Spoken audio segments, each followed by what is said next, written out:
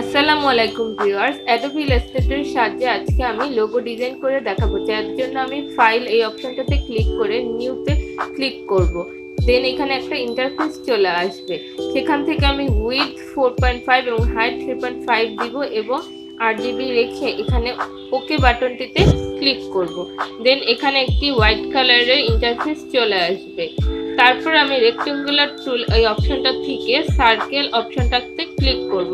দেন কিবোর্ডের শিফট ধরে এটাকে আমি একটু বড় করে নিব। দেন এটাকে আবার মিডলে নিয়ে নিব। তারপর এডিট অপশনে ক্লিক করে কপিতে ক্লিক করব। এটা কপি হয়ে যাবে এবং আবার যদি এডিট থেকে পেস্টে ক্লিক করি এটা কিন্তু পেস্ট হয়ে গিয়েছে। দেন কিবোর্ডের শিফট অপশনটিতে ক্লিক করে আমি এটাকে আরেকটু ছোট করে নিব। দেন এটাকেও আমি মিডলে বসিয়ে দেব। দেন সেম ভাবে আবার এডিট অপশন থেকে কপি করব এবং পেস্ট করব। পেস্ট করার পর এটাকে আমরা শিফট ধরে একটু ছোট করে নিব।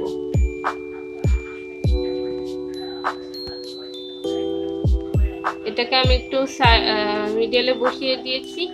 এবার এখানের একটি অপশন আছে লাইন সেগমেন্ট টুল, এটাতে ক্লিক করার পর আমি লাইন সেগমেন্ট টুলটা নিয়ে কিবোর্ডের শিফট ধরে এই অপশনটা থেকে একটু সোজা করে দাগ টেনে নিব। দেন এখান থেকে একটা দাগ দিচ্ছি এবং এই সাইড থেকেও আরেকটি দাগ টেনে নিচ্ছি।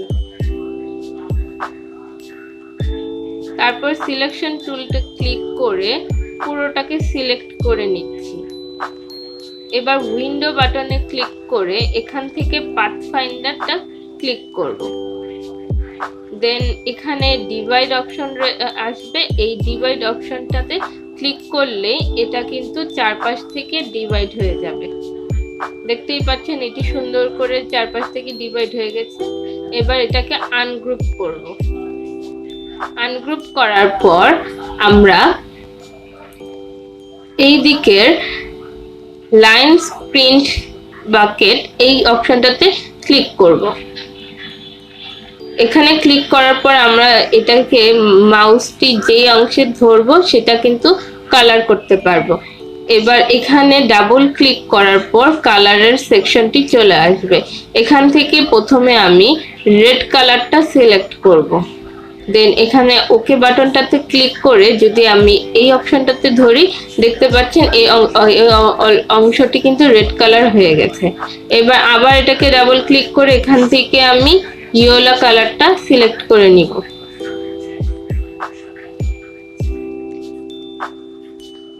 দেন আবার ওকে বাটনে ক্লিক করে আমি এই অংশটাতে ক্লিক করব। দেন এই অংশটা কিন্তু হলুদ কালার হয়ে গেছে। এবার আবার ক্লিক করে এখান থেকে আমি গ্রিন কালারটা সিলেক্ট করে নিব। তারপর এই অপশনটিতে ক্লিক করলেই কিন্তু এটাও গ্রিন কালার হয়ে গেছে। দেন আমি এখান থেকে ব্লু কালারটা সিলেক্ট করব।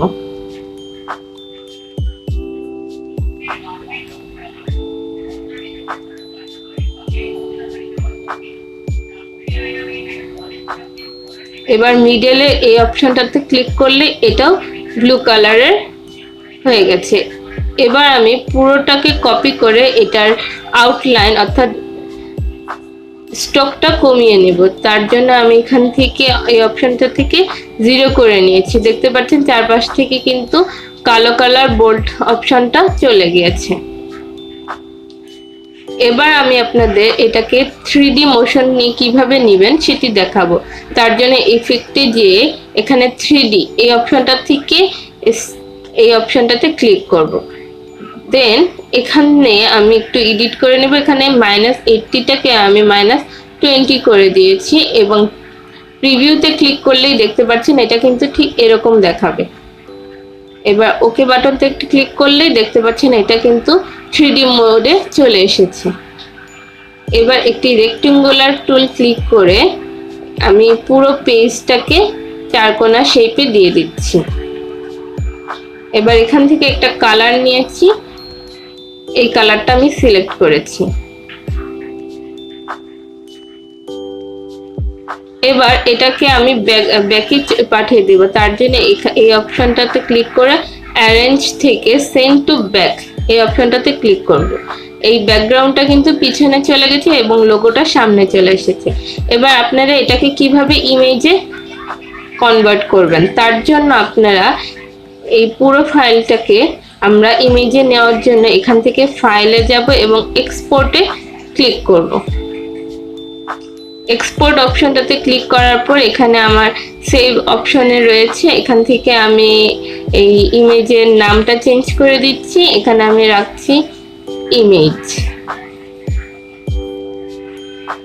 অ্যান্ড এটা কিন্তু পিএনজি সিলেক্ট করতে হবে।